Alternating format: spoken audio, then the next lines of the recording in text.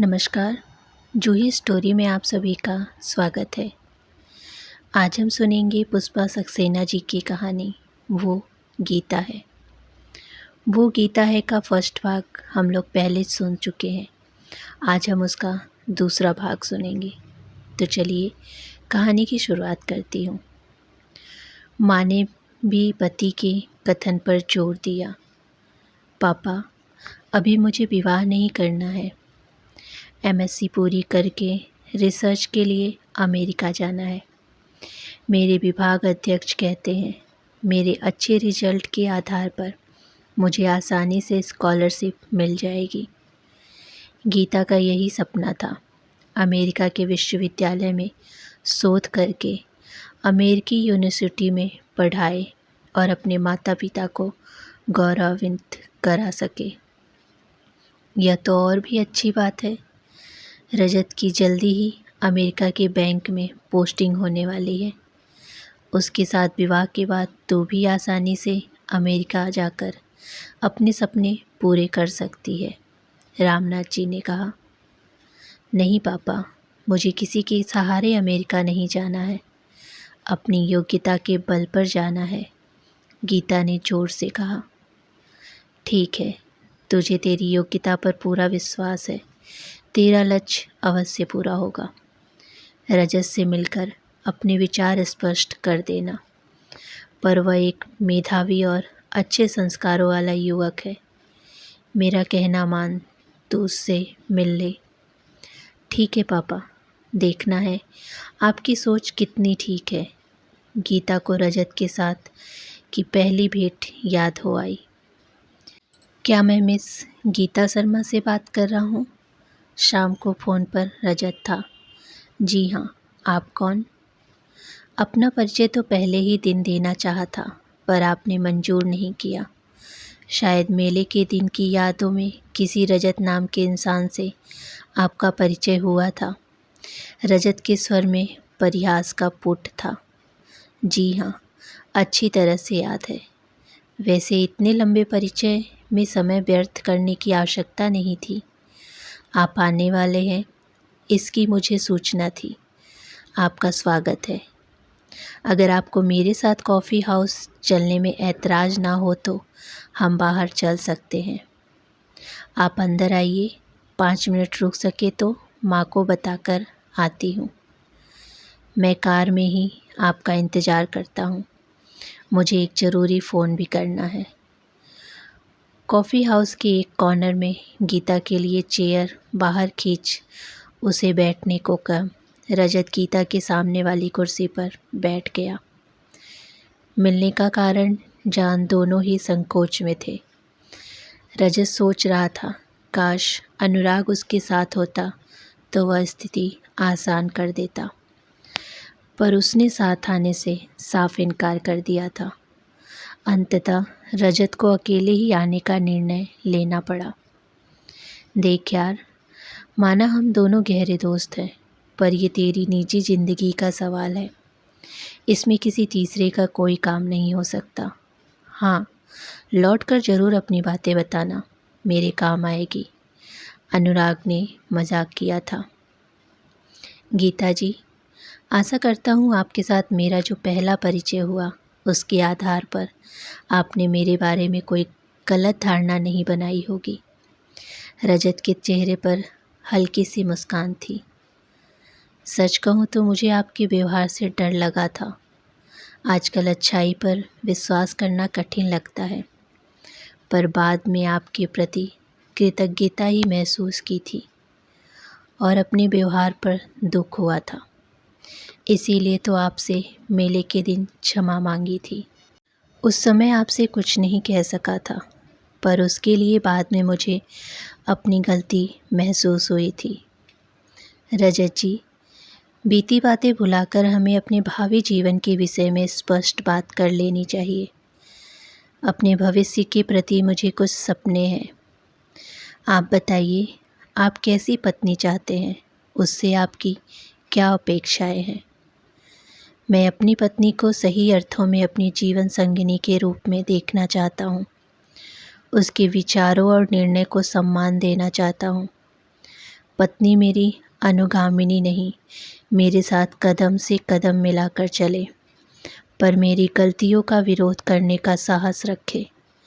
कठिन समय में वह मेरी शक्ति बनकर साहस दे और खुशी के समय में जीवन का पूरा आनंद उठाए। खास बात समझने की यह है कि हम अब अलग परिवेश से आने वाले दो भिन्न व्यक्तित्व के स्वामी होंगे। इसीलिए दो मित्रों की तरह भिन्नता में एकता तलाशना श्रेयस्कर होगा। रजत बात समाप्त कर चुप हो गया। वाह रजत जी, आप तो पूरी तैयारी के साथ आए हैं। आशा करती हूँ वास्तविक जीवन में ये बातें केवल किताबी बातें ही न रह जाए। अधिकांश पुरुष तो पति को परमेश्वर मानने वाली पत्नी चाहते हैं। मैं भी आपको अपने मन की बात बताना चाहती हूँ। आपने ठीक कहा है, पति और पत्नी रथ के दो पहियों के समान होने चाहिए। दोनों को समान अधिकार और अवसर मिलने आवश्यक हैं। अक्सर देखा गया है, पति की अपेक्षा पत्नी का प्रखर व्यक्तिगत और उच्च पद पति पत्नी के बीच गृह कलेश की खाई पैदा कर देता है। क्या आपने अभी जो कुछ कहा उसमें विश्वास रखते हैं? अपनी बात समाप्त करके गीता ने सवाल पूछा था। बनावटी या झूठी बातों में मुझे कतई विश्वास नहीं है। यह ज़रूर सच है, जहाँ मुझे अपनी ठीक बात का पक्का यकीन हो, वहाँ अपनी बात मनवाने की जिद ज़रूर कर सकता हूँ।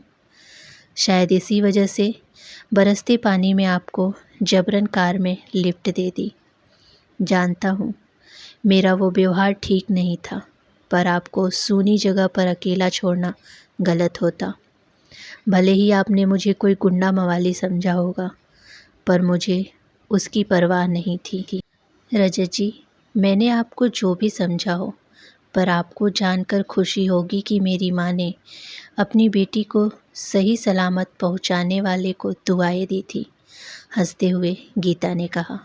वाह, तब तो मुझे उनके आशीर्वाद का फल मिलना ही चाहिए। मेरे विचार में उनकी कराटों में एक्सपर्ट बेटी गीता शर्मा के साथ विवाह की अनुमति का अधिकार तो मुझे मिल सकता है। रजत ने परिहास किया। उसका अधिकार तो सिर्फ गीता ही दे सकती है। एक बात और बताना चाहूँगी, अमेरिका से पीएचडी करके वहाँ की यूनिवर्सिटी में पढ़ाना मेरा सपना है। अमेरिका में मैं अपनी योग्यता के बल पर जाऊँगी। इसके लिए आपके साथ विवाह करना मेरा लक्ष्य कतई नहीं है। गीता के चेहरे पर दृढ़ता स्पष्ट थी। भला मैं ऐसी गलती कैसे कर सकता हूँ? आप जैसी ब्रिलियंट और टैलेंटेड लड़की को किसी के सहारे की क्या ज़रूरत है? सच तो यह है कि अमेरिकन यूनिवर्सिटी आपका हाथ फैलाकर स्वागत करेगी। थैंक्स, आपका यह कथन ज़रूरत से ज़्यादा हो रहा है, गीता ने हंसकर कहा। ओके, तो हमें ये खुशखबरी अपने पेरेंट्स को दे सकते हैं, पर अब दोबारा कब मिलेंगे? मेरे फाइनल एग्ज़ाम के बाद 1 सप्ताह में मेरे प्रैक्टिकल हैं। No problem. इत्तेफाक से एक बहुत ज़रूरी मीटिंग के लिए 1 महीने के लिए मुझे अमेरिका जाना है। मुझे बताया गया है कुछ ही समय बाद मेरी पोस्टिंग अमेरिका में होने वाली है। हमारे बीच दूरी होने पर फ़ोन करने की तो इजाज़त होगी। वैसे जाने के पहले मैरिज की तारीख तय करवानी होगी। मुझे डर है कि कहीं मेरे पीछे कोई और मेरा चांस न छीले। वापस आते ही शादी के मंडप में बैठना है। हंसते हुए दोनों ने विदा ली। दोनों के परिवारों में खुशी के साथ तय हुआ कि रजत के वापस आते ही विवाह संपन्न किया जाएगा। तब तक गीता की परीक्षा भी समाप्त हो जाएगी। अमेरिका से रजत के नियमित फ़ोन आते, उसकी बातें गीता को गुदगुदा जाती। जाने से पहले रजत ने अपनी वापसी के 10 दिनों पहले रजत ने उसके लिए कई यूनिवर्सिटी के वितरण भी भेजे थे। साथ ही विश्वास भी दिलाया था, मेरी नियुक्ति किसी भी शहर में हो, तुम जिस यूनिवर्सिटी में पढ़ना चाहोगी उसकी तुम्हें स्वतंत्रता होगी। तुम पर कोई बंधन नहीं होगा। तुम्हारा विश्वास कभी नहीं तोड़ूंगा। रजत की उदारता से गीता प्रभावित हो सोचती, रजत के साथ विवाह का निर्णय ठीक ही था। अंततः वह दिन आ ही गया जब रजत वापस आ गया और उस बीच गीता ने अपनी परीक्षा समाप्त कर ली। हमेशा की तरह गीता को अपनी सफलता का पूर्ण विश्वास था। अब अमेरिका जाने के लिए उसने यूनिवर्सिटीज़ में अप्लाई करना भी शुरू कर दिया। अपनी योग्यता के आधार पर अमेरिका जाना उसका सपना था। विवाह के लिए केवल 1 सप्ताह शेष था। परिवारों में रिश्तेदारों के आने जाने से दोनों का मिलन संभव नहीं था। फ़ोन पर बातें करना ही संभव था। विवाह की तिथि आ पहुंची थी। शादी के गीतों और शहनाई के दिन से माहौल खुशनुमा हो गया था। सुंदरता में दुल्हन के वेश में गीता और दूल्हे के रूप में रजत एक दूसरे से टक्कर ले रहे थे। विवाह संस्कार शुरू होने के कुछ ही देर बाद रजत को खांसी आने लगी। रुमाल से नाक पोंछते रजत को देख गीता चौंक गई। अचानक बिना संकोच किए रजत की कलाई छूकर गीता ने कहा, पंडित जी जरा ठहरिए। रजत को खांसी जुकाम के साथ हल्का बुखार भी है। ये तो कोरोना के लक्षण हैं। इस स्थिति में विवाह संभव नहीं है। ये क्या कह रही हो बेटी? भला ऐसी अपशुगनी बात इस शुभ मुहूर्त पे कही जाती है? रजत के पिता ने कुछ नाराज़गी से कहा। समधी जी ठीक कह रहे हैं। अभी अमेरिका से आया है। मौसम बदला है। सर्दी जुकाम होना मामूली बात है। मास्टर रामनाथ जी ने कहा। मुझे लगता है हमें यह विवाह रोक देना चाहिए। मुझे ऐसी मुंहफट बहू नहीं चाहिए, रजत के पिता ने कहा। मुझे क्षमा कीजिएगा, आप लोग आदर के पात्र हैं, पर यह हमारे जीवन का प्रश्न है। रजत अभी अमेरिका से आए हैं। वहाँ भी कोरोना का कहर है। कितने ही लोगों के संपर्क में रह रहे होंगे। ऐसी हालात में कोरोना संक्रमण का भय होना स्वाभाविक है। सामने ही हॉस्पिटल है। डॉक्टर नेगी हमारे परिचय हैं। वह रजत का कोरोना का टेस्ट तुरंत कर देंगे। कोरोना का टेस्ट संक्रमण है या नहीं स्पष्ट कर देंगे। उसके बाद ही विवाह संभव होगा। बस बहुत हो गया। रजत उठो, यह शादी नहीं होगी। रजत के पिता गरजे। नहीं पापा, यह शादी तो होगी। गीता बहुत समझदार और साहसी लड़की है, वरना अपने विवाह के समय कौन लड़की ऐसी बात इतने साहस के साथ कह सकती है। रजत ने शांति से कहा, तू पागल हो गया है। इसकी तारीफ कर रहा है जो पहले से ही तेरा अमंगल कर रही है। नहीं पापा, यह मेरा अमंगल नहीं, हमारे भविष्य की सुरक्षा चाहती है। खांसी जुकाम होते ही मैंने अपना कोरोना टेस्ट करवाया था। मेरा टेस्ट नेगेटिव आया। गीता, यह देखो मेरा सर्टिफिकेट। मैं कोरोना संक्रमित नहीं हूँ। तुम जैसी बुद्धिमान लड़की से मुझे कुछ ऐसी ही आशंका थी, इसीलिए यह प्रमाण पत्र साथ लाया हूँ। अब तो हमारे विवाह में कोई बाधा नहीं है, या अब भी डॉक्टर नेगी के पास जांच के लिए जाना है? रजत ने मजाक किया। मुझे क्षमा कीजिए, मेरा अपराध तो बड़ा है, पर सच यही है कि इस महामारी ने न जाने कितनों के परिवारों में अपना कहर ढाया है। इसीलिए कोई भी शंका होने पर इसका टेस्ट कराना जरूरी है। आप सब मेरे आदरणीय हैं। रजतिया, आपको अपमानित करने का मेरा कोई इरादा नहीं था। अश्रुपूर्ण आंखों से गीता ने हाथ जोड़कर कहा। पंडित जी, अब मंत्र शुरू कीजिए, वरना मुझे सच में टेंशन से कोरोना ना हो जाए। रजत ने हंसकर कहा। अब बस भी करो, मुझे माफ़ नहीं करेंगे? कहा ना, गलती हो गई।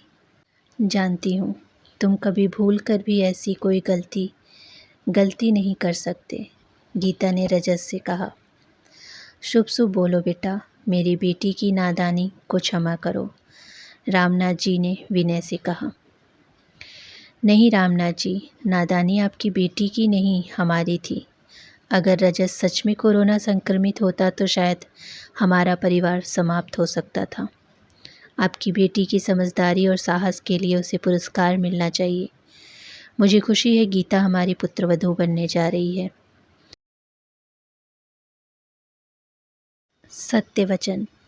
यह लड़की तो गीता का नाम ही सार्थक नहीं करती, बल्कि इसका साहस इसे दुर्गा का रूप देता है।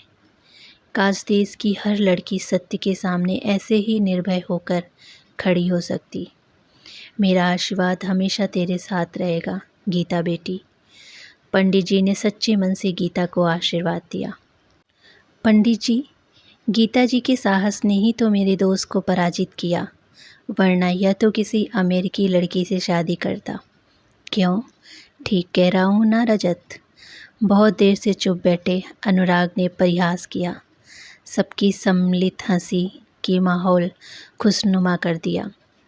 पंडित जी द्वारा मंत्रोच्चार शुरू करते ही पास के मंदिर से आती शंख ध्वनि ने वातावरण और अधिक पावन बना दिया।